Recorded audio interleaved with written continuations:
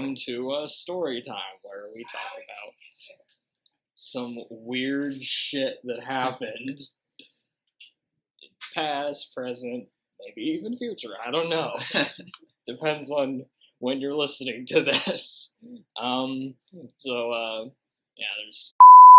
over there. Hello, Internet. Maverick Zaria. You might know me from some poorly received YouTube videos.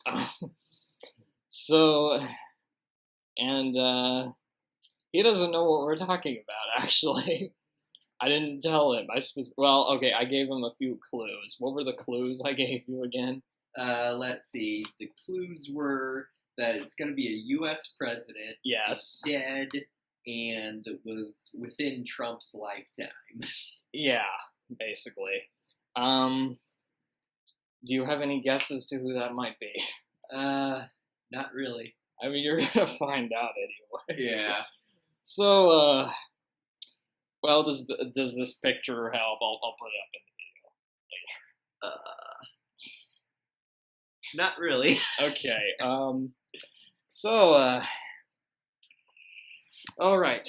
Richard Milhouse Nixon was born.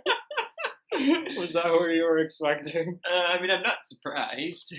Was born January 9th, 1913, in Yorba Linda, California, in a farmhouse that was built by his father. No hospitals there, apparently. Oh, okay. I don't know.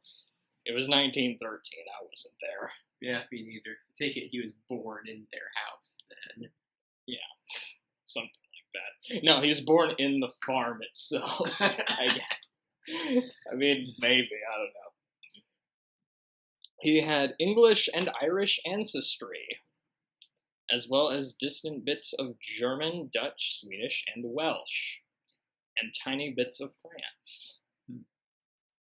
Basically, just like every other American. Yeah. It's just a bunch of different European ancestors. Yeah, basically, yeah. At least among white Americans. Yeah. Well, maybe some Asians, I don't know. That's terrible. Should have said that. Well, I can always edit that. You're going to hear a lot of racism during this, if you haven't guessed. Yeah.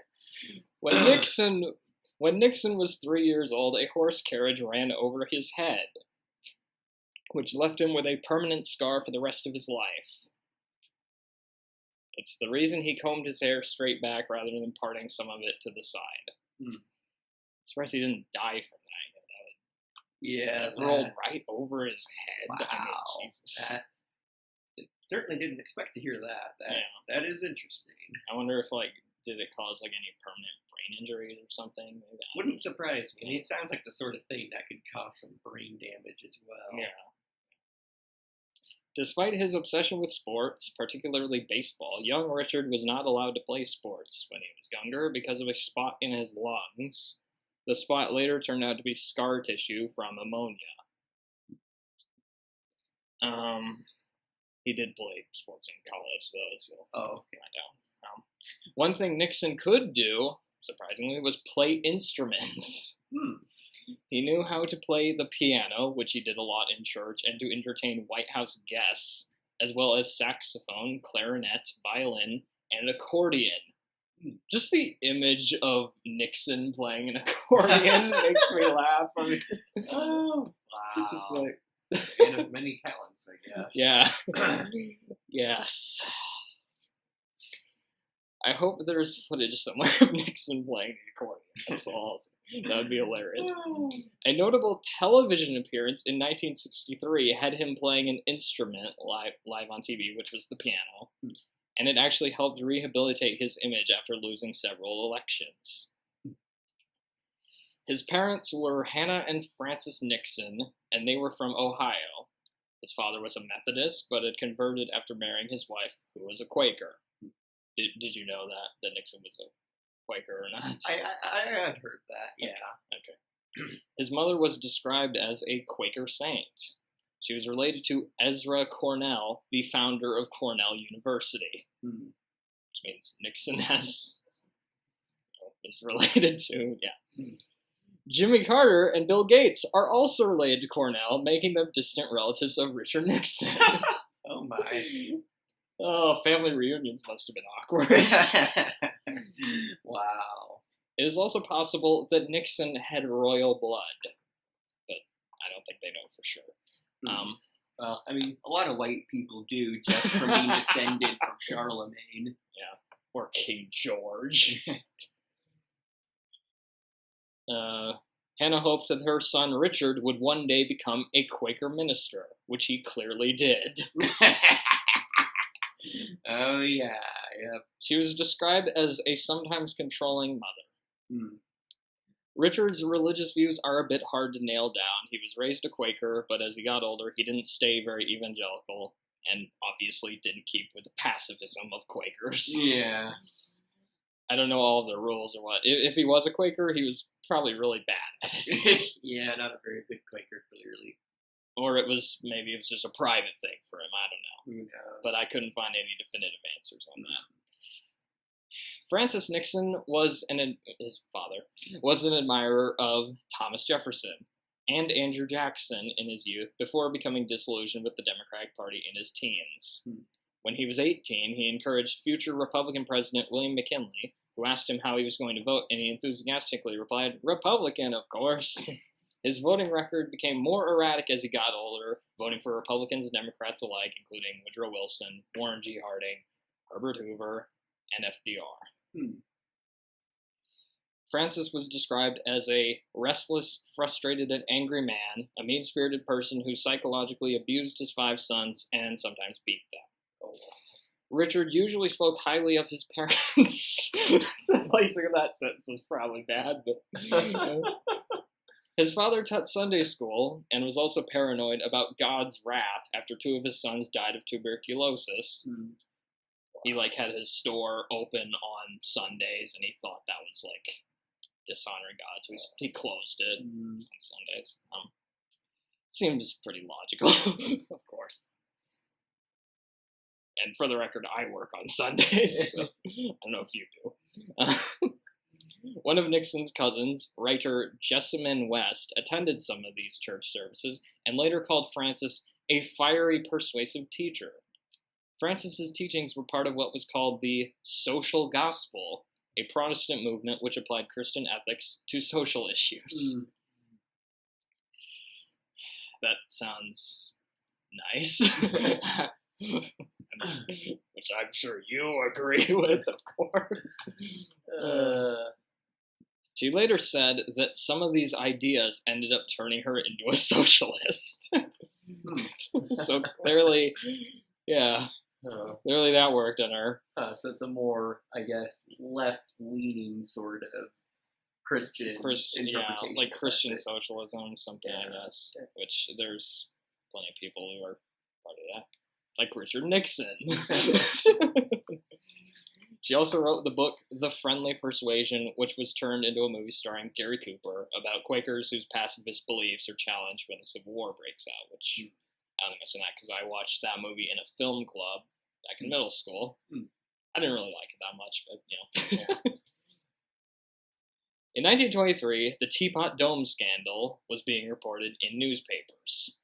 President Warren Harding's administration had been illegally selling government oil to a city in Wyoming called Teapot Dome. Up until this point, it was the biggest presidential scandal by any administration since Ulysses S. Grant. At the age of 10, Nixon announced to his mother that when he grew up, he wanted to become an honest lawyer who doesn't cheat people, but helps them. Yeah, I mean, no kid dreams of, I want to be a lawyer so I can rip people off and lie to people. Yeah.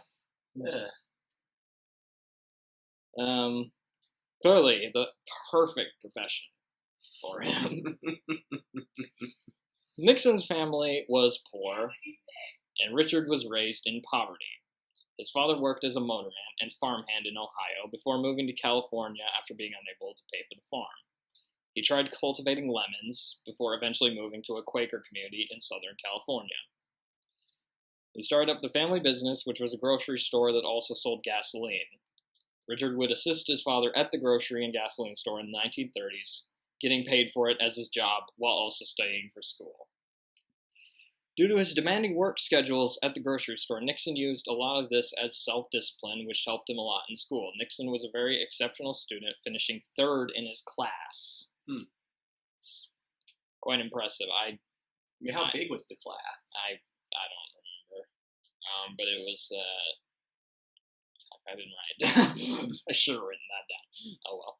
But I did write what colleges he went to, so there's that. He was offered a chance to go to Harvard, but had to turn it down so he could help his family with the store. Oh, okay. He ended up attending Whittier College. While there, Nixon tried out for football, but was rejected neuter. I'll leave that in just because that's kind of funny. He was rejected numerous times due to his weight and coordination skills. Oh. One of his teammates said that the coach would use him as a kind of tireless, indestructible animated 9-pin for the better players to knock down. He was a lousy player, but he sure had guts. That's kind of just sums up Nixon, I think. A lousy player, but he had guts. Yeah, I guess, that's him as a politician as well. Yeah. Just wait till we get to. He would occasionally be used in the final few minutes of the game with a referee recalling, "I always got out the 5-yard penalty marker. Dick was so eager, I knew he'd be offside just about every play." Among the other extracurricular activities he was involved in included basketball and debate, which he was a champion at, apparently. He wasn't a popular student, but he was elected to be the student body president, mostly because he promised to allow dances on campus rather than going off campus. And, I see. Because California is kind of dangerous sometimes. And had a reputation as a hard worker, often spending many hours in the library, which is where he earned the nickname Iron Butt because he was able to sit so long. Wow. Iron Butt. That's quite the nickname. Yeah. Hey, Iron Butt, what are you up to today? Oh, I don't know. I was going to play football. Other classmates liked to address him as Gloomy Gus. Gloomy Gus. I don't know where Gus came from, but... I mean, I can see him being a gloomy sort of person. I mean, you look at pictures of him, like, this looks like a Gloomy Gus. Yeah, he does. Yeah, that seems very fitting. Iron Butt Gloomy Gus. While there, he dated the daughter of the Whittier police chief, but they broke up in 1933. He graduated 2nd in his class at Whittier in 1934. So he's a very, disciplined, student, obviously was more concentrated on his grades than on, making friends and stuff, you know, which I've heard he was kind of introverted, you know. He still had to deal with even when he was a politician, obviously. Yeah. And people are saying, wait, politician? What? Nixon was a politician? I didn't know that. Just you wait. Nixon did not drink or smoke while in college, although the former changed as he got older. And attended church services 4 times each Sunday. Oh, wow. That is insane. I didn't even know, churches hold, I guess back in the 30s they had more than one service, but that's crazy. Yeah, I mean, every church I've ever been to has, a morning and evening service on Sundays. Yeah. But with Sunday nights usually being, small groups or stuff like that. Yeah.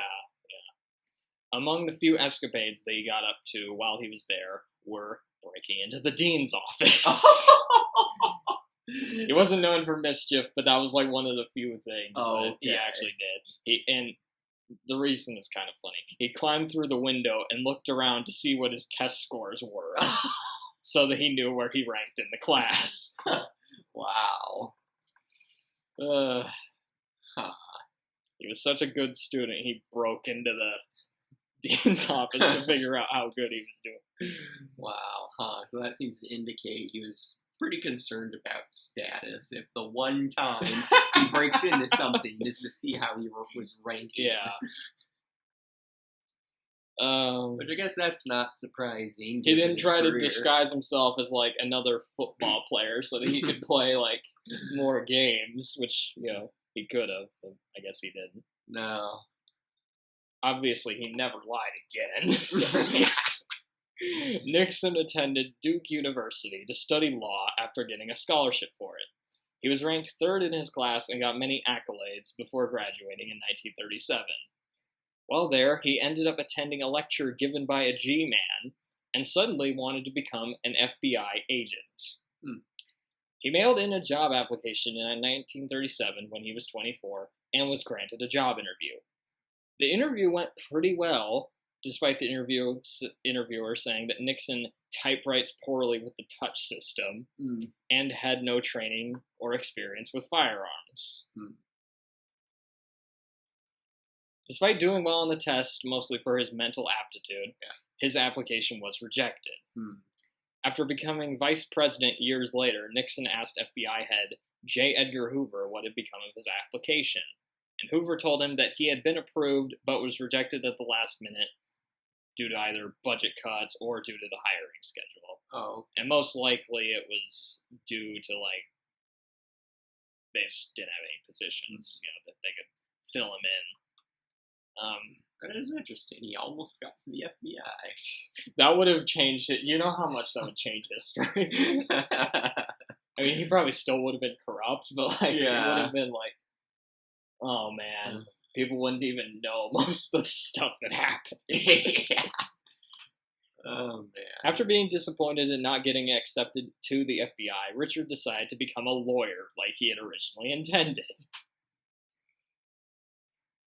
Because we all want our dream job as a kid. I wanted to be an astronaut. And look at where I'm at now. Yeah. Barely even been out of this country, let alone this planet. Yeah. I had all sorts of dream jobs as a kid. Obviously, I'm doing all of them now. Yeah. I think Jedi was one. Crocodile Hunter, because I liked Steve Irwin. Just all kinds of crazy stuff that obviously happened. So, yeah. Mostly, when I was a kid, I wanted to be like an artist or like a paleontologist. Oh, paleontologist would have been cool. Yeah, because I was really obsessed with dinosaurs at one point. Yeah. Thanks, Jurassic Park. Nixon never saw Jurassic Park. I don't think he did anyway. He had already applied to work at several law firms in New York, but was turned down. Eventually, he got a job in California for the law firm Wingert and Bewley, which probably had nothing to do with the fact their grandfathers had known each other. No nepotism, just I don't know, actually. Yeah, hard to say. Yeah. In 1937, as part of the California Bar, he dealt mostly with court cases involving corporate matters and wills. Nixon said he was proud to be the only modern president to have experience as a lawyer. This changed when Bill Clinton and Barack Obama became president after him. One thing Nixon really disliked about being a lawyer was when he did divorce cases, as he hated it when women talked about sex. Oh. What, was he like a bit of a prude? Or... Yeah, he kind of was. Which is a little ironic. Nixon's first case as a lawyer was not one of his smoother ones. It was a case about a bad debt, and the judge accused him of unethical behavior, and they threatened to disbar him. Also, his client ended up suing him for mishandling her case. Oh, wow. The case was eventually settled by one of the guys in charge of Nixon's law firm. After about a year, Nixon decided to leave law and go into something more profitable. Like his father before him, Nixon also tried getting into the business of selling fruit. Started a frozen orange juice business called Citra Frost. And yes, he was president of this company. President before he was president. Yeah. What are you president of? Oh, I'm president of orange juice. Citrus Frost. Citra Frost. Citra Frost. Yeah, of course. Yeah, that's a famous orange juice company. Everybody buys Citra Frost. Yeah. Yep. Unfortunately, there were a few snags. He had to squeeze and cut the oranges himself. And they also froze them wrong. Apparently, you're supposed to freeze the concentrate rather than the juice itself. Because freezing the juice itself messes up the flavor. So I was wondering, can you freeze orange juice? Like, just on its own? You know, like, when I read this. I'm like, oh, apparently not. Well, I guess you can, but not advisable. Yeah. He also had the smart... God damn it. He also had the smart idea of packaging the juice in plastic bags. Oh, no. Which obviously worked quite well as the bags burst while in a boxcar, destroying the whole inventory. This was one of the stories that made me glad I did this, just because of how ridiculous it was. Wow. Because I was like, oh man, I never would have guessed. Oh, hey, we got this liquid product. Let's put it in plastic bags. Nothing will go wrong. Because this sounds more like some story you would expect some, like, dumb relative Yeah. come down, but in this case, that dumb relative was Nixon. Yeah. Wow. After tons of bad investments, Nixon's Citra Frost Company declared bankruptcy after a year and a half. So that's why you haven't heard of Citra Frost. I see. And obviously we never heard of Nixon again, so... Yeah. While performing in The Dark Tower at a community theater in 1938, Nixon met Thelma Ryan, who went by the name Pat. Pat was the daughter of a farmer, sailor, gold miner with Irish descent, and her mother was a German immigrant. She played uncredited bit parts in some Hollywood films, including The Great Ziegfeld and some other musicals and romance films, none of which I had heard of. Yeah. I don't mention The Great Ziegfeld because I actually have heard of that one. Wow. So, although most of her dialogue scenes would be cut from the final film. She got a bachelor's degree in advertising. Well, same thing, merchandising. That's practically the same thing. And worked tons of odd jobs before becoming a high school teacher. Richard tried to make moves on Pat, including asking her if she wanted to marry him after their first night out. Wow. That's a bit fast. Yeah. First date, and can we marry? Yeah. Which she rejected, saying, I thought he was nuts or something. Yeah, I would too. And she was right. Yeah. Nixon did not give up. Because, of course, that's one thing you have to learn, and that Nixon is a very determined individual. He drove Pat to and from dates with other men for about 2 years. He even tried to learn how to ice skate, even though he hated it and usually fell down in a bloody mess. Wow, sounds like he was pretty infatuated then. Yeah. I don't know what clued you in on that, but eventually he proposed to her at the edge of a cliff that overlooked a sea cove. They married in 1940. He nicknamed her his wild Irish gypsy. Which, why? Was there anything about her that seemed gypsy-like? Because Not really. Yeah. I don't think she's part of a traveling circus-like operation. She was wearing a weird headband. Pat nicknamed Nixon Plum. I assume this was after the character from Clue, obviously. Professor Plum. Professor Plum, yeah. Who Nixon would always play as in the game Clue, obviously. I mean, I'm just kidding. What else is called Plum? I can't think of anything. Plums, I guess. Oh, yeah, that's right. Among the reasons cited for why she married Nixon were his ambition and the fact he was, quote-unquote, fun. Well, that's an interesting description. Fun. Never would have thought of Nixon as fun. Nixon was very sentimental in his relationship, often presenting his wife with gifts and always remembering their anniversary. Pat recalled Nixon having a, quote-unquote, wonderful sense of humor and throwing Christmas parties. She was always encouraging her husband and giving him confidence during his lowest times. Which he had a lot, as we all know. I've also heard rumors that Nixon beat Pat, but I couldn't really find anything substantive, so I don't know how true that is. Huh. Yeah. I mean, just from this, it sounds like they had a pretty good relationship. Again, I don't know. Yeah. I didn't know them. Yeah. I also haven't read very many autobiographies or yeah. biographies about them. Yeah, I mean, that would definitely help, reading like a biography or two. Like one about Pat herself. Yeah. Pat was a Methodist, and the Nixons would attend whatever Protestant churches were nearest to their home at the given moment. They would sometimes attend Baptist churches with Billy Graham or Norman Vincent Peale, both of whom became very good friends of theirs. Yeah.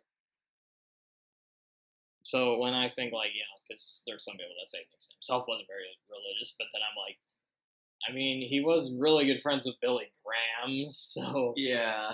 I mean, yeah, and then he sounds like he had a history of attending church growing up. And, there's that thing about him going to Sunday, 4 times? Yeah, but the problem is I can't find very many actual quotes from Nixon himself about his own religious views, so I don't know. Yeah. At the very least, he might have just been attending because his wife wanted to. I don't know. Hard to say. It's hard to say, Yeah, Norman Vincent Peale was the other guy, and among Peale's ideas included healing methods, which were accused of being hypnosis. His self-help books, which I think I mentioned the title of one of those yesterday. I'm trying to remember. What was the name of it? The Power of Positive Thinking. That's the one I was thinking of. And also strongly opposing John F. Kennedy's presidential run due to his Catholic beliefs. Oh, of course. Can't have any Catholics as president. And a new figure in the scene. Peale's church services were also attended by another future president of the United States, Donald Trump. Trump later cited Peale as a formative influence. So that's one way that Nixon and Trump are connected. That's funny. I can't think of any other way. They're similar. Yeah.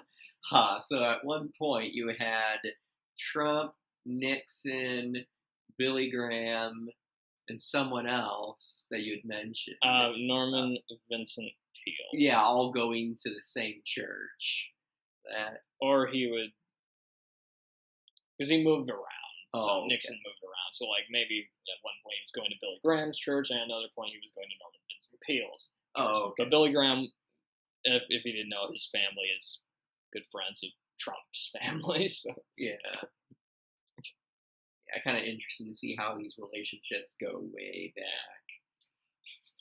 After this, his law firm employers decided to make him assistant city attorney, but Nixon soon grew bored of the position. He longed for something more exciting, which he never got. The end. Okay. December 7th, 1941, a date which will live in infamy, Pearl Harbor was bombed by the Japanese, and the United States entered World War II. Do I have to summarize World War II? I mean... No. Okay, yeah. There was this guy named Hitler. He tried invading everywhere. The Japanese were helping him a bit. And then Russia, the British, and the U.S. defeated it. Obviously, I've never heard of this conflict. It was some, small local conflict out in the middle of nowhere. I mean, Germany's the middle of nowhere, obviously. Seems like that's all our jokes in this. It's just that didn't happen. Yeah, mostly just a lot of, sarcastic comments. Nixon, at first, tried getting a job in Washington at OPA, the Office of Price Administration, to work at rationing tires. Nixon ended up becoming a lawyer for OPA, which controlled the prices of goods. Pat worked for Red Cross and also worked as a price analyst at OPA. I don't know if that keeps making me think of Gangnam Style or something, saying OPA. OPA. OPA Gangnam Style. God, that stupid song. Does anybody even remember that? I remember. I remember when that song was huge. Yeah, I remember like everyone doing that at church, and it just seemed like it was never going to go away. Yeah. And then one day, everyone just kind of forgets about it all at once. And then the guy who did the song, Psy, I think was on Duck Dynasty. No. Or is it PSY? I don't know. Okay. He was technically exempt from serving in the war due to his Quaker roots. Quakers were pacifists. Yeah. But he decided to enlist anyway after being in Washington for half a year. Mm. He also said that, he also, I don't remember. I didn't write this down. That's the problem. So it's a bit off the cuff. He said that he hadn't even thought about using his Quaker roots as exemption from the war, which some people use to say, "Oh, he wasn't that religious then," or something. I don't know. Yeah, I guess either way, he enlisted in the Navy. He was stationed in Papua New Guinea during the last years of World War II and was tasked with unloading cargo planes and building airstrips in the jungle. All by himself? I would assume he was working with a team. That's just a funny image, just seeing him just working by himself, building stuff in the jungle. It's like, I mean, I doubt there really ain't many solitary jobs like that. It's gonna be a team effort. He never saw combat. I'm assuming just because he didn't have much experience with using firearms, so they probably went, that's not the area we want this guy in. Let's just send him out into the middle of the jungle and have him build stuff and unload planes. While there, he ran a bar called Nick's, selling alcohol, mostly liquor, to sailors, and reportedly he sold the coldest pineapple juice in the South Pacific. Soldiers started using it as a resort away from the war to drink and play card games. Nixon, or Nick, as the soldiers called him, was into poker, thanks to his friend, actor James Stewart, who you'd probably know him from It's a Wonderful Life. Oh. George Bailey. And he was apparently very good at it, managing to bluff lots of money off of the visiting sailors. Wow. This could be a movie in itself. Yeah. Just his times in New Guinea. Why aren't there movies about Nixon just going down to... Yeah. I mean, maybe this is that fun side his wife is talking maybe, about. Yeah. Nixon's love of poker continued late into his career, becoming so obsessed with the game that he turned down a meeting with Charles Lindbergh just so he could play it with his friends. You know who Charles Lindbergh is, right? Off the top of my head. He flew across the Atlantic. He was a pilot. Very famous. The money he won from these games was used to pay off debts, as well as other things. As we all know, World War II ended in 1945. So what was a Dick Nixon to do when his war stopped? Well, in 1946, he left the Navy after one of his friends suggested he go into politics. So it begins. So he was about... Oh, wow. He would have been really young. He would have been 33 when he decided to go into politics. His first election, he ran against incumbent Congressman Jerry Voorhis, of California's 12th District, who had been in office for 5 terms. Oh, wow. I don't know if Congress was still a life sentence at that point. Probably. It's not anymore, right? Oh, man, if you think about it, congressmen and senators are the closest thing we have in this country to dictators. Yeah, because they're in there for life. Yeah, I mean, obviously people vote on them. Yeah. Maybe. Well, I mean, gerrymandering's a thing. Gerrymandering, yeah.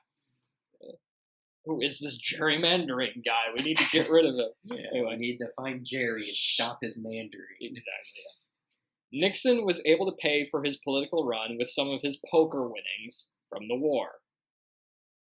And it's also rumored he got like money from like the mafia at some point. Oh. I don't know when those claims started showing up. Probably later. But Probably. Nixon won the election partly because he labeled Voorhis as a communist. Obviously, the Red Scare was like almost in full swing at this point. Yeah. Which, speaking of the Red Scare, a few months after being elected, Nixon joined the HUAC, House of Un-American Activities Committee, the investigative committee designed to root out communists. Oh boy. In 1946, the HUAC had decided not to investigate the KKK because they were an American institution. Oh, God.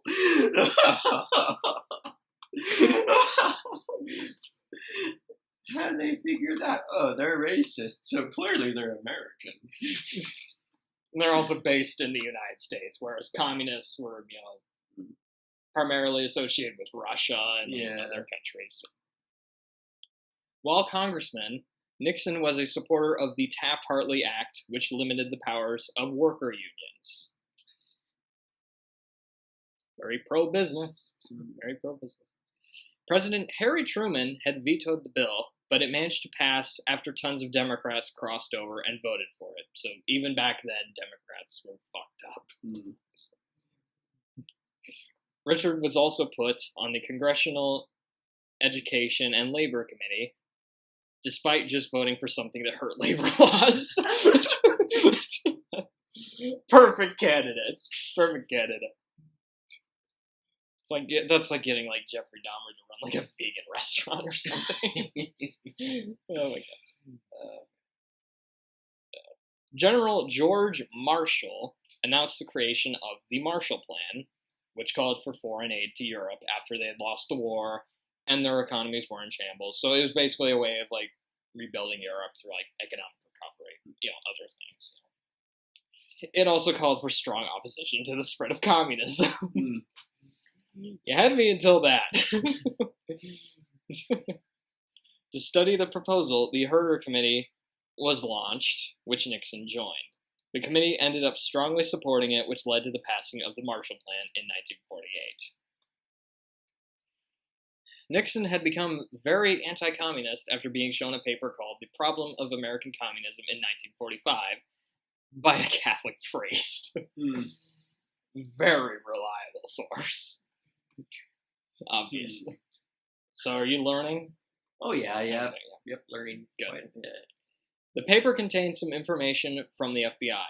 In 1948, Nixon co-sponsored his first bill, the Munt-Nixon Bill, which required all communists to register as such with the Attorney General. Which...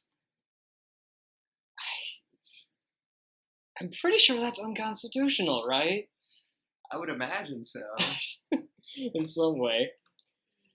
Either way, the bill passed the House 319 to 58. The bill was debated for months in the Senate before eventually it died. But that was his first big piece of like legislature, so it was a big deal for him. Huh. I see. Gotta get rid of those damn commies. Nixon gained some national attention in 1948 when he accused government official Alger Hiss of being a communist spy for the Soviets. He called the Hiss case a small part of the whole shocking story of communist espionage in the United States. Hickson got the HUAC to investigate the claims of Hiss being a spy. Hiss filed a defamation suit, and Whittaker Chambers, the guy investigating Hiss, was under pressure to get evidence. The evidence ended up being called the Pumpkin Papers, because the microfilm had been found inside a hollowed-out pumpkin. The microfilm later turned out to be nothing, but Hiss's credibility was reduced due to claiming he didn't know Chambers and hadn't passed documents to him, which turned out to be clearly untrue. In the 1948 election, Nixon filed to run for re-election as both a Republican and a Democrat. I thought those were supposed to be mutually exclusive. Easily winning the election against himself. That reminds me of like the book 1984. Like There's like a line in that, like the victory over himself. Wow.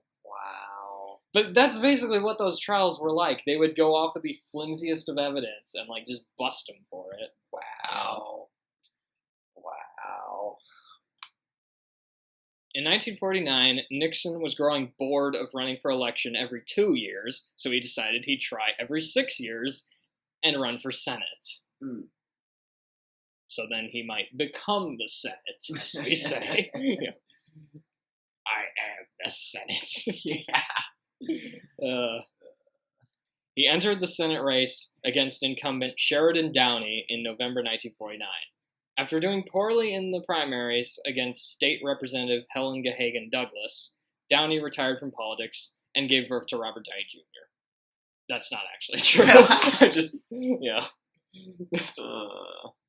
The guy that gave birth to, the guy that gave birth to Robert Downey Jr. No. Oh my god. No. Robert Downey Jr.'s father was actually Robert Downey Sr.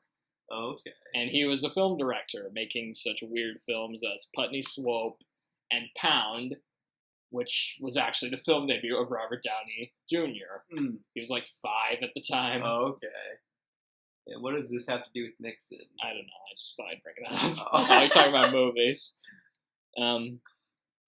We got off track because of the. I thought you were gonna say that like Nixon met Robert Downey Jr.'s father or something.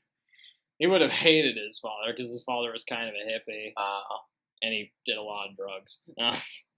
Douglas had previously had a movie career. Helen Gahagan Douglas. That's who his opponent is, if you forgot. She had previously had a movie career, appearing in the huge box office bomb She in 1935. Where her character later inspired the Disney villain in Snow White. Which is an interesting fact. Yeah, that is interesting. She decided to go into politics after encountering a Nazi sympathizer after appearing at a Vienna opera. The experience made her sick to her stomach, and she joined the American Anti-Nazi League. Nixon, once again, played dirty. He accused Douglas of being a communist, using insults like pinko, which I don't know if this is where that phrase originated, but maybe, saying that her underwear was all pink, which signaled that she was a communist. A lot of name-calling, basically. So for people that say, like, politics were, like, more, like, civilized and stuff back then, like, people didn't insult each other, that clearly not true. Yeah. It's not true. Wow. So you're saying her panties were pink. And bra, apparently. Wow. Yeah. Wow. I mean, mine are, but I mean, that sounds like the sort of thing Trump would say. Wow.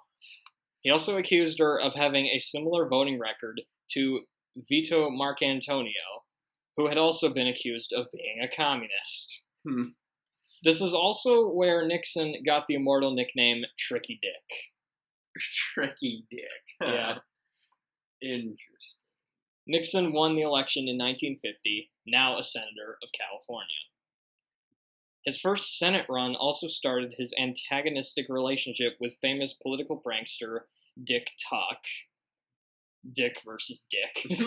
That's Tricky Dick versus Dick Tuck. Yep. Dick Tuck later pranked future Republican presidential candidates Barry Goldwater and Ronald Reagan. Which I'm sure you haven't heard of either of those guys. No, never heard of Ronald Reagan. Yeah.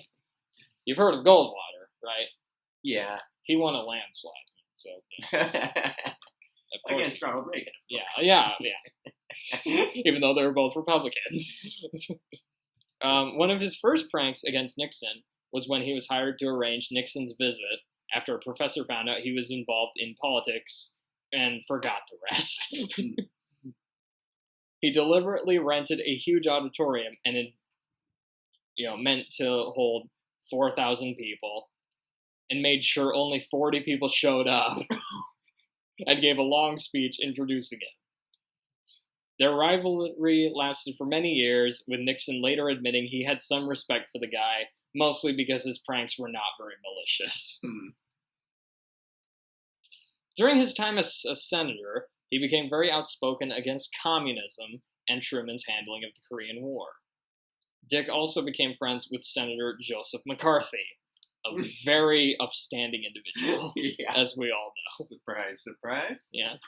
Who, of course, was known for his investigations of alleged communists, using like the worst and most slanderous tactics possible. Mm-hmm. Wow. And one of Joseph McCarthy's buddies, Roy Cohn, later became one of Trump's lawyers. Oh, great. Oh, great. Nixon supported civil rights, disaster relief in India and Yugoslavia, and making Alaska and Hawaii states. Because they weren't yet at the time. It was the 50s. Oh, okay. It was in the 50s. They didn't become states until Nixon's first run as president. President Harry Truman was no fan of Nixon. He once said, "Richard Nixon is a no-good lying bastard. He can lie out of both sides of his mouth at the same time, and if he ever caught himself telling the truth, he'd lie just to keep his hand in." Wow. Best friends. I'm not surprised that Harry Truman didn't like him. Yeah. Although, not that Harry Truman was a decent fellow either, but yeah, just opposite sides of the political spectrum. They project a lot. Yeah. Dwight Eisenhower, also known as Ike, was the former Supreme Allied Commander during World War II, a war hero with plenty of support from both Republicans and Democrats, with both parties wanting him to run as their candidate in the 1952 presidential election. Oh, wow. Another World War II commander, Douglas MacArthur, was listed as a possible candidate to run for president, even getting 10 delegates from the RNC, but MacArthur refused to run. Eisenhower easily got the Republican nomination, running on a platform of keeping the New Deal policies that had been enacted and fighting the Cold War. He also promised to end the Korean War, which Truman had started. People always say Republicans are the ones starting all the wars. Yet you look at the 20th century. There's tons of Democrats that started wars. Yeah, tons of them. So I suppose this is a bipartisan thing. Well, of course, the parties were very different back then. Okay, that is true. I guess. Though, you still have, today, Democrats and Republican presidents doing, military activity outside of wars. Like Obama did all sorts of bombing. Oh, yeah. So, yeah, it still continues on to this day. Fuck you, military-industrial complex. Yeah. In 1952, Nixon was selected as Dwight Eisenhower's vice president on the Republican ticket. He was picked due to his age. He was 39 at the time, which... I think I wrote something. I think that would have made him the second youngest vice president. Oh, if I remember right. But yeah, he was picked due to his age, his opposition to communism, and his ability to carry the state of California, as that was his home state. Yeah. Eisenhower ran against Democratic candidate Adlai Stevenson, then governor of Indiana. One time, a woman told Stevenson that every thinking person in America will be voting for you. And Stevenson replied, "I'm afraid that won't do. I need a majority."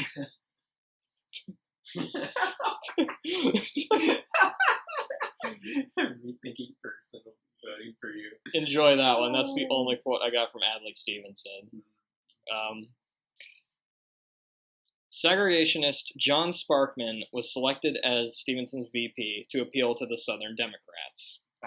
Stevenson was mocked a lot by Republicans and was nicknamed an egghead, which was a pejorative nickname for intellectuals. Yeah. Because he was considered, an intellectual. He was sort of outrageous ideas.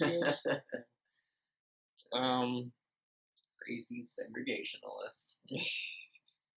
Was vice president. I don't know I couldn't really find Stevenson's on views on civil rights, but it was the 50s, so probably.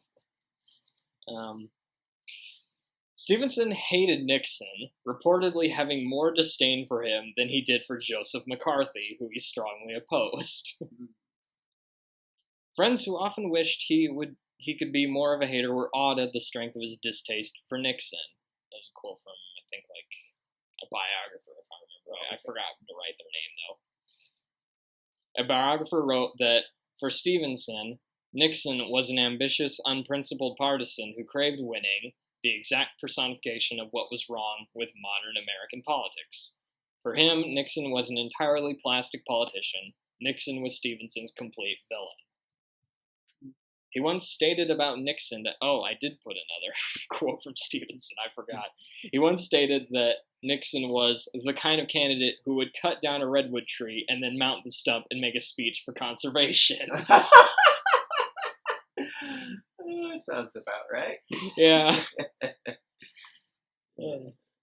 Nixon had a habit of calling opponents corrupt a lot, before eventually Nixon ran into some controversy of his own about being corrupt after being picked as Eisenhower's VP.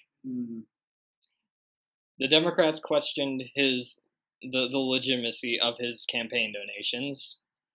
Tricky Dick was accused of accepting gifts from wealthy campaign donors, which still happens today.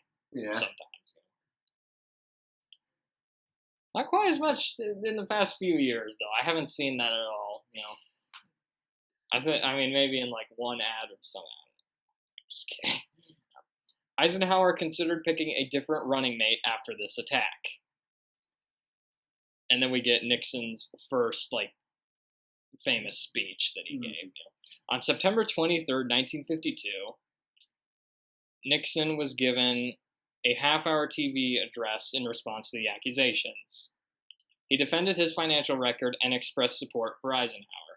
The speech became known as the Checkers speech due to the famous part of the speech where Nixon brought up that one of the gifts was a black and white dog named Checkers. He said he would keep the dog because his daughter liked it. It's like, how is this dog relevant to the speech? Because it was a campaign donation. Oh, that's right. It was donated to them by some people who support his campaign. That's why. The speech was partly inspired by a speech given by FDR about his dog Fala 8 years before. Which that was also that was when FDR was getting a lot of personal attacks as well as his family, and apparently people were attacking his dog. So he said something like, "I don't resent personal attacks. My family doesn't resent personal attacks, but Fala does." Something like that. Which, which that's definitely one of FDR's funniest moments. People who saw the speech wired messages to Eisenhower telling him to keep Nixon on the ticket, and their popularity soared. Nixon later resented the fact the speech was remembered mostly because of him mentioning the dog. Well, I mean, people like dogs. Yeah. I mean, hey, people like dogs. Nixon likes dogs. Yeah. It's relatable. I can imagine Checkers was probably a pretty cute dog. I could pull up a picture if you want. I mean, Checkers is a pretty cute name. What was it? Cocker Spaniel? There we go. Okay, yeah, that is a cute dog.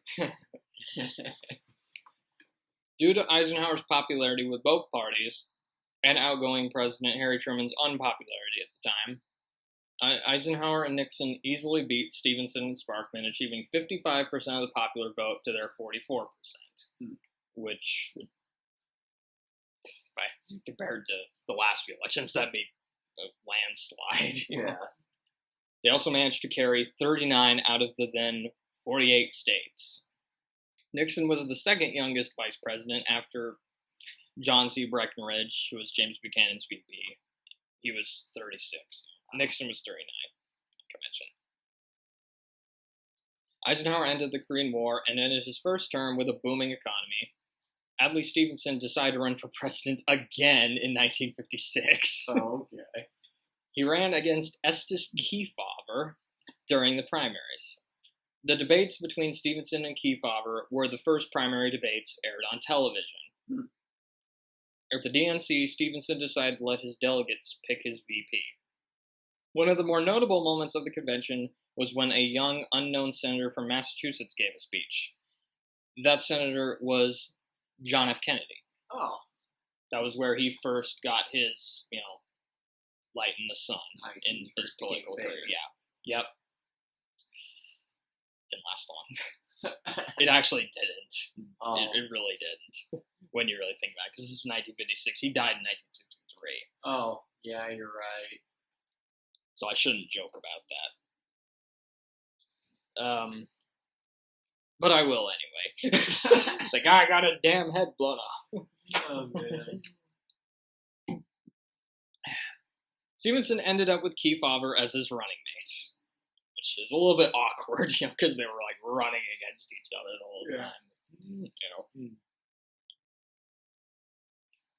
We also got the return of Dick Tuck in 1956. While Nixon was running for re-election as VP, the Republicans were holding a convention in San Francisco. A few blocks away from the convention was a garbage dump. Tuck arranged for garbage trucks to drive by the building with huge signs that read, "Dump Nixon." That's pretty good. Yeah. You don't really see them do creative stuff like that nowadays. Yeah. Dump Nixon. That actual garbage trucks, too. Yeah. A dump truck. Yeah. That's perfect. Yeah. Nixon took days off from Okay, it gets sad here. Nixon took days off from campaigning to take care of his sick father, resulting in a reduced number of public appearances. His father told him to go back to San Francisco and work for the convention, but he refused. Francis Nixon died September 4th, 1956, a few months before the November election. The night before he died, Francis told his son, "Good night, Dick, but I don't think I'll be here in the morning." Which just reminded me of The Princess Bride. There's like a quote from the Dread Pirate Roberts. "Good night, Wesley. Sleep well. I'll most likely kill you in the morning." Oh, yeah, you're right. Yeah. Stevenson's platform ran on ending nuclear bomb testing, expanding social programs, and ending the draft. Well, I'm voting for Nixon. I'm just kidding. I mean, not a bad platform. At least it sounds good on paper. Again, I don't know what his views were on civil rights and stuff. So Yeah. that would affect it. Because Eisenhower actually did sort of support civil rights in his second term. Because Eisenhower managed to get some support from people with his campaign ads, which were really colorful and had there was the song "I Like Ike." Yeah, I like Ike, you like Ike, everybody likes Ike. Yeah, I could show it to you. Eisenhower the one that sent the National Guard or whatever to enforce the desegregation of schools? That's what I was about to say, actually. You basically covered that. Oh. So, because the Brown versus Board of Education ruling happened, and then Eisenhower and Nixon easily won re-election with 457 electoral votes and 57% of the popular vote, while Stevenson and Kefauver got 73 electoral votes and 42% of the popular votes.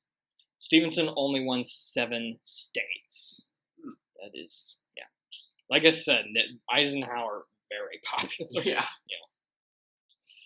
On May 13th, 1958, Nixon visited Venezuela, and his wife Pat was there as well. This was not long after a coup that ousted dictator Marcos Jimenez.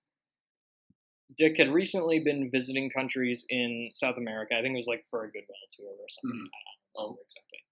Something. During his visit to Venezuela, he was attacked when his car was stopped. A crowd attacked and pounded on his car, and despite the windows being bulletproof, they were still shattered. Venezuelan police officers who were nearby did nothing to stop it. Oh, wow. As the Secret Servicemen desperately tried to protect Nixon. Several people were injured by the glass, including a secretary, an army officer, and a Venezuelan foreign minister. They managed to escape and get to the embassy. When Nixon arrived back in America, he was given a hero's welcome, and people admired him for remaining calm during the tense situation. Which now there was when Kennedy went to visit, places like that, they were more prepared. After that, so stuff like that wouldn't happen again. I see.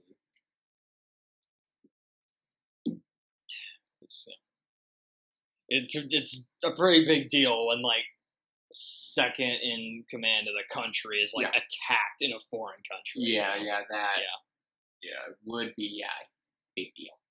July 24th, 1959 was the day before the opening of an art museum in Russia dedicated to American culture, including the centerpiece, which was a huge geodesic dome. You usually see those at like pavilions or whatever. At the museum, Nixon had a debate with Russian leader Nikita Khrushchev. It later became known as the kitchen debate, due to part of it taking place in a model home that had a dishwasher and refrigerator. And because it was more of a friendly, unscripted conversation than an actual debate. Oh, okay. Which I did see a clip of that, and Khrushchev is pretty funny. Oh, okay. They seem to be like, they're like very, like I said, it was a very casual, just friendly conversation. Oh, okay. That sounds like it'd be pretty interesting. During the debate, because it wasn't really much of a debate, Khrushchev referenced the Charlie Chaplin film Modern Times when he jokingly asked Dick, "Don't you have a machine that puts food into the mouth and pushes it down?"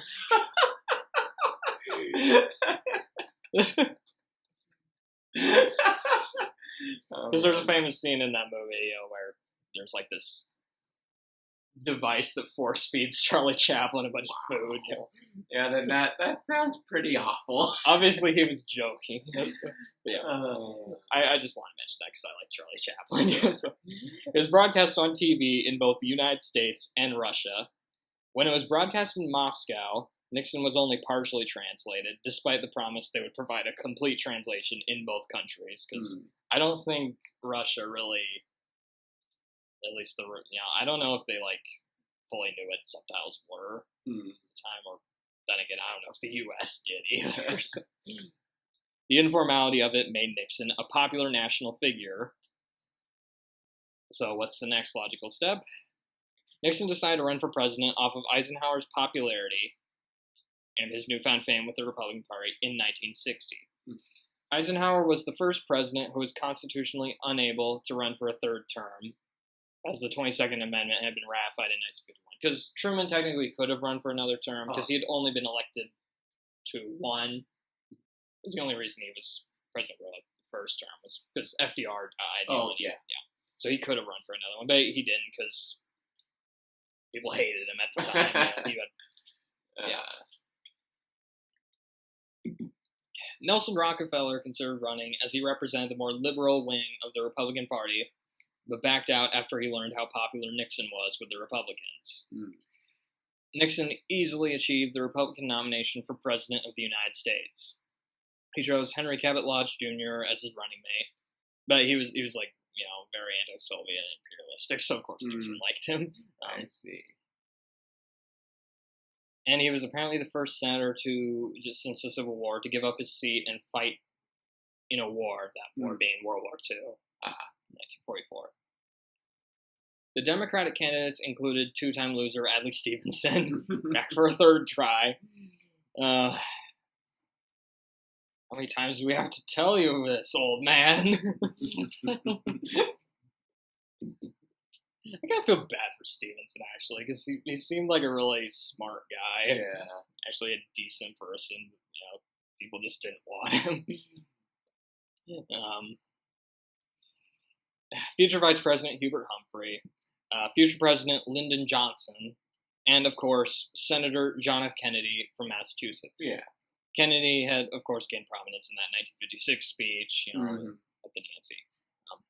The young senator secured the Democratic Party's nomination, and Texas Senator Lyndon Johnson was picked as his VP, to get the Southern vote.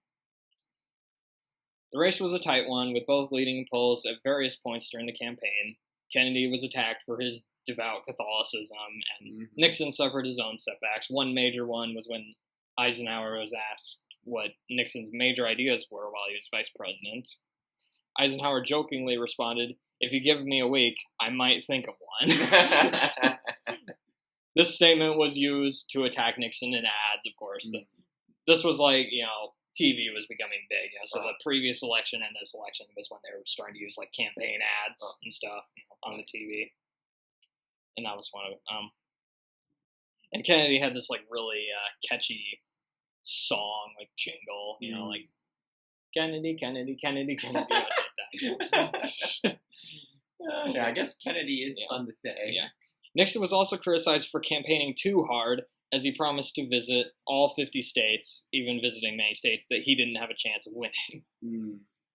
Although, granted, polling was probably more unreliable back then. Oh, yeah. Then again, it's not very reliable now. So. Yeah, clearly. So obviously all the polls were correct about the 2016 election. Of course. This race was also prominent for having the first general election debates that were broadcast on television. Yeah. Start of an American tradition. Yep. 60 years of television debates. These drew millions of viewers, and most think they became a huge deciding factor. Nixon was a lot less prepared for the debates than Kennedy was. He had been campaigning hard for hours before appearing on TV, and was noticeably tired and sweaty.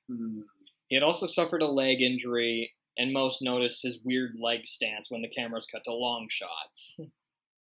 Kennedy, on the other hand, appeared confident and prepared. It also helped that he was a good looker, and he was really young. Then again, he was only slightly younger than Nixon, although you probably couldn't tell. Yeah, he seemed to look a lot younger. Yeah. Nixon's first TV debate performance was criticized for many reasons, including the fact his suit tended to blend in a bit into the background because of the lighting. In fact, his mother actually called him afterwards and asked Nixon if he was sick. Wow. Nixon's performances in the other three debates were considered improvements. According to polls, most agreed Kennedy had won the first debate, with some saying that the people who heard the debates on the radio thought Nixon had won. That's interesting. And most thought Nixon had won the second and third debates, while the fourth debate was considered a draw.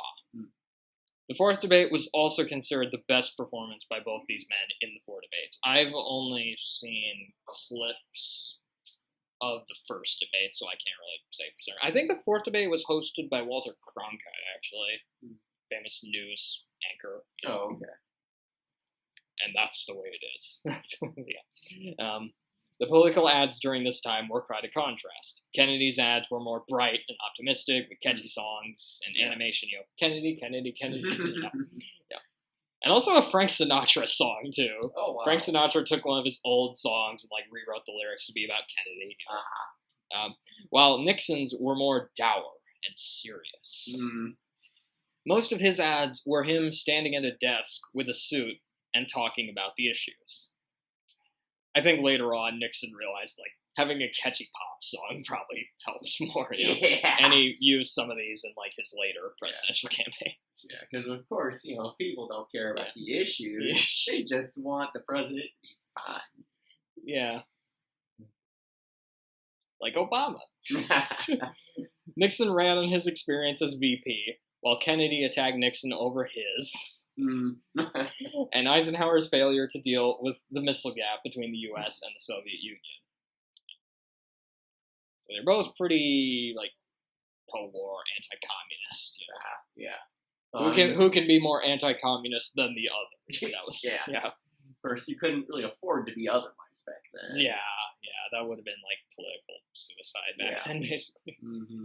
The election ended up being one of the closest in American history. I think it might have been the closest, actually. Wow. Kennedy received 49.72% of the popular vote, and Nixon got 49.55%. Wow. A little over 112,000 votes apart. Wow. And we didn't have one that close until Gore and Bush. And then that one was decided by the Supreme Court, because fucking Florida. Nixon also managed to carry more states than Kennedy did. 26 to 22, although Kennedy got more electoral votes, 303 to 219. There were claims of voter fraud, with some thinking Kennedy's bootlegger father had helped rig states in his favor. Oh my. We'll never know. We'll probably never know if that's true or not. Yeah. probably not. What do you think about that? I don't know. I would have to research it more to have an opinion. I'm hearing that claim. After Nixon's defeat in the 1960 election, he returned to California to practice law. He also wrote a book called Six Crises, which served as a response to Kennedy's best-selling book, Profiles in Courage. The book outlined several political crises Nixon was involved in. It became a bestseller. Nixon was encouraged to run for governor of California in 1962. He was unsure at first before deciding to throw his hat into the ring and run against the incumbent Pat Brown. Brown had previously run for president as a Democrat in 1960, but obviously did not do too well. Yeah, I certainly never heard of him. So. Which means this was kind of a rematch between him and Nixon a little bit, if you think about it. Obviously, he didn't beat Kennedy, so. Yeah. In 1962, Nixon ran for governor of California.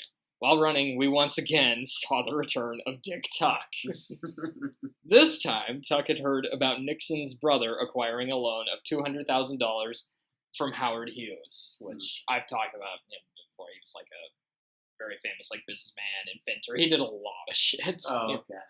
And he even produced movies like The Conqueror, which had Genghis Khan played by John Wayne. Oh, that movie. He was responsible for that. Yeah. Nice. Oh my god. He created signs written in Chinese that said, "What about the Hughes loan?" and had them held up under signs which read, "Welcome, Nixon." Nixon ended up finding out about this and ripped up one of the signs on camera. Oh wow. I couldn't find footage of it, but I might try later. Yeah, that'd be kind of fun to see. Dick Tuck later ran for Senate in 1966 as a Democrat, but finished in third amidst 8 candidates, losing to George Danielson, who later became a California congressman. I would have voted for him. We need a prankster in the Senate. Yeah. Vermin Supreme, run for Senate, please. Yeah. Dick Tuck sounded like a fun guy. I think there's more of him in this too. So. Some thought Nixon's run would lead to him running for the presidency again and would rehabilitate him after his loss to Kennedy. Instead, he lost the election. The next day, Nixon gave a speech saying, "Just think of what you'll be missing. You won't have Nixon to kick around anymore. Because, gentlemen, this is my last press conference." Everybody thought Nixon's political career was over, including Nixon himself. Pat Brown ran against another famous Republican in the 1966 governor race. This time, he lost to former Hollywood actor, General Electric spokesman, and former Screen Actors Guild president, Ronald Reagan.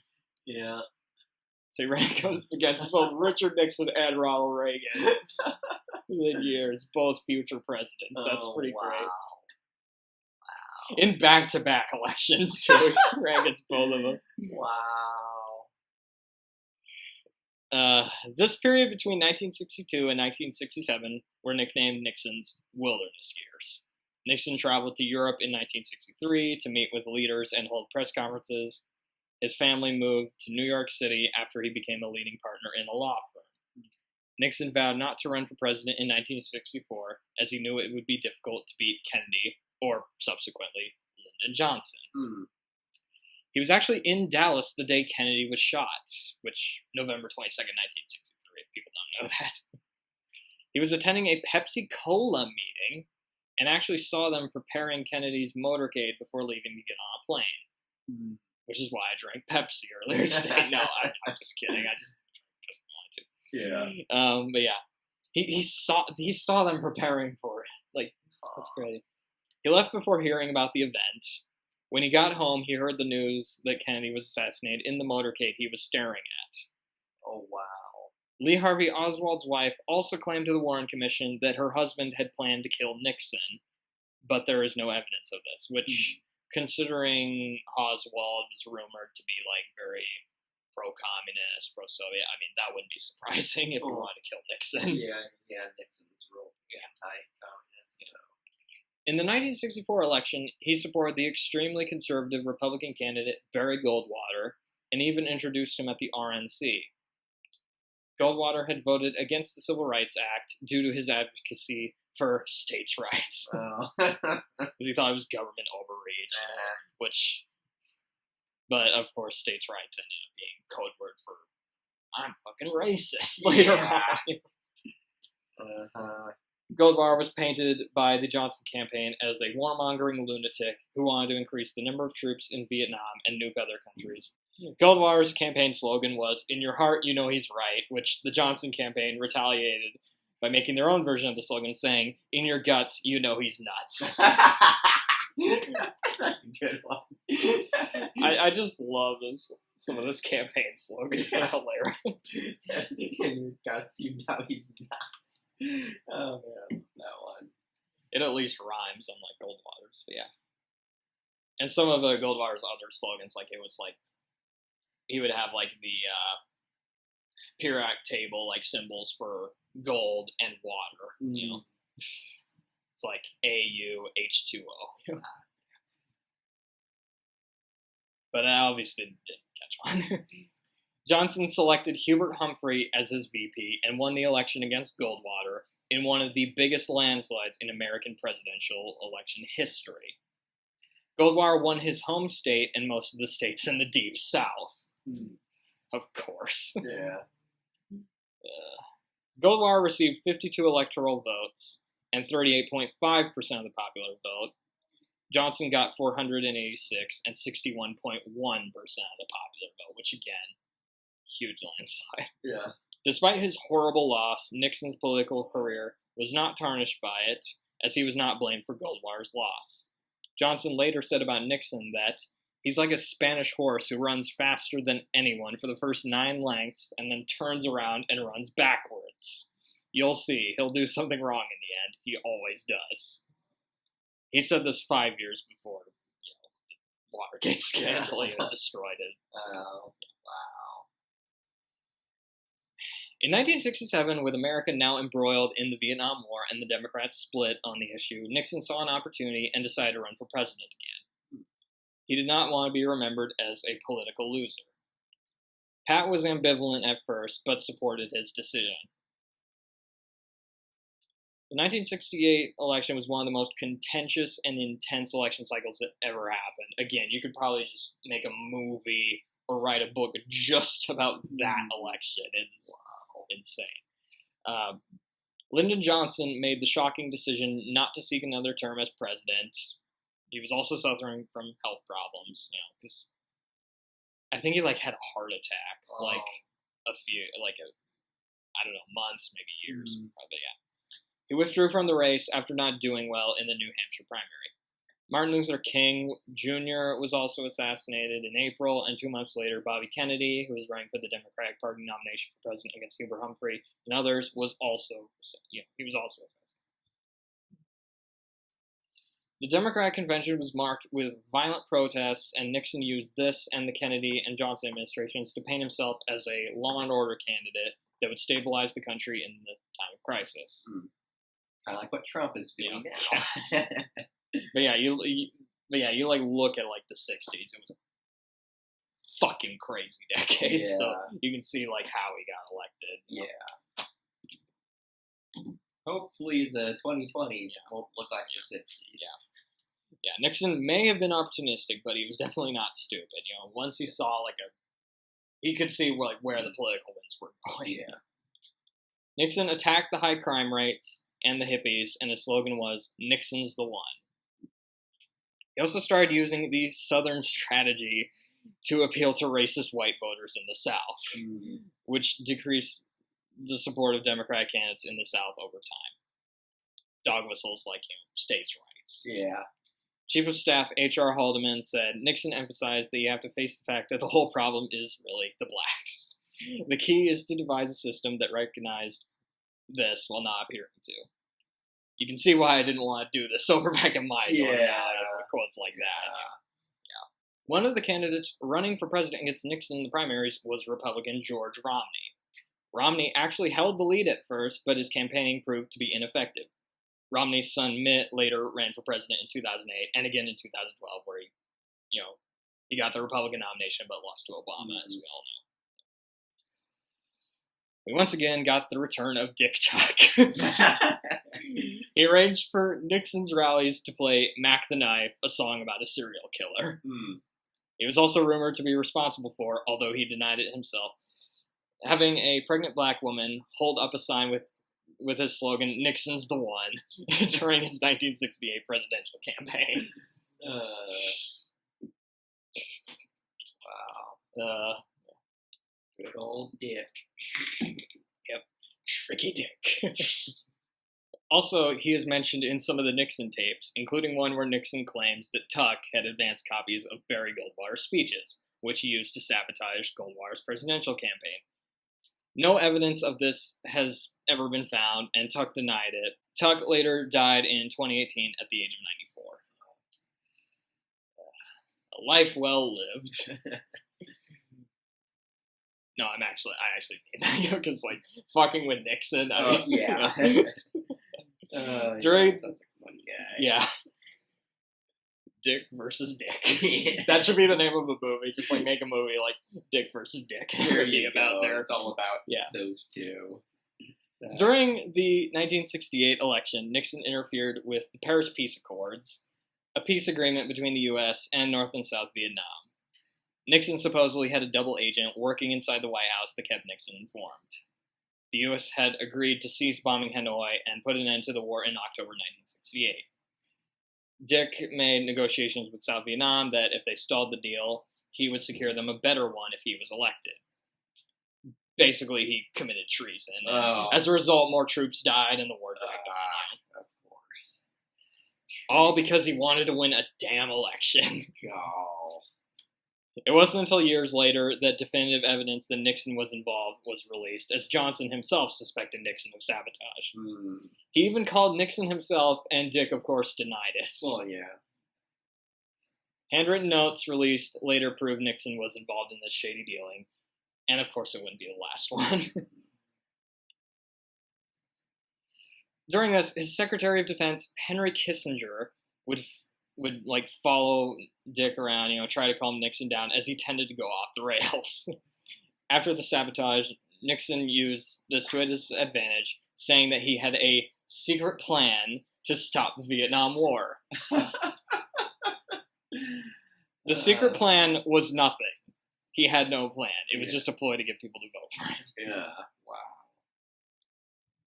Unless you count bombing Cambodia, obviously. Nixon picked Spiro Agnew as his running mate. Nixon wanted to choose a VP that he knew he supported, and he admired Agnew's centrist but strong lock on law and order. Agnew made some gaffes on the campaign trail. He used the derogatory term Pollock when talking about Polish Americans. Oh. He called a reporter a fat Jap, and also said that if you've seen one city slum, you've seen them all. Oh, wow. The comments received both condemnation and congratulation, of course, and you can probably guess who was involved with both. Yeah. Oh, man. Wow, sounds like a nice guy. It was a three-way race between Richard Nixon, Vice President Hubert Humphrey, who managed to get the nomination without running in the primaries, which that's like the last time that ever happened, basically. Wow. But this was not a normal election. Not at all. As well as infamous Alabama segregationist George Wallace, which you've probably heard his name. He was the guy that blocked like the students from going to the Alabama you've school. talked about it before. Yeah. Wallace managed to win every single state in the deep South, that is.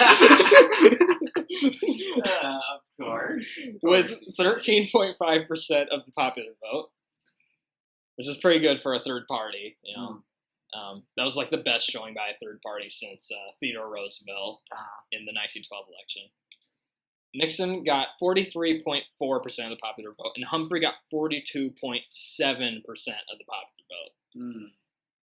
Another very, very close election. Wow. Basically, you had landslide, close election, landslide, and another close election, and then another landslide. So, yeah. Nixon received 301 electoral votes, with Humphrey getting 191, And George Wallace getting 46 electoral votes. Nixon got 32 states, Humphrey got 13, NDC, and Wallace got 5, which were all in the Deep South, obviously. Richard Nixon was sworn in on January 20th, 1969, becoming the 37th President of the United States. Spiro Agnew was the 39th Vice President.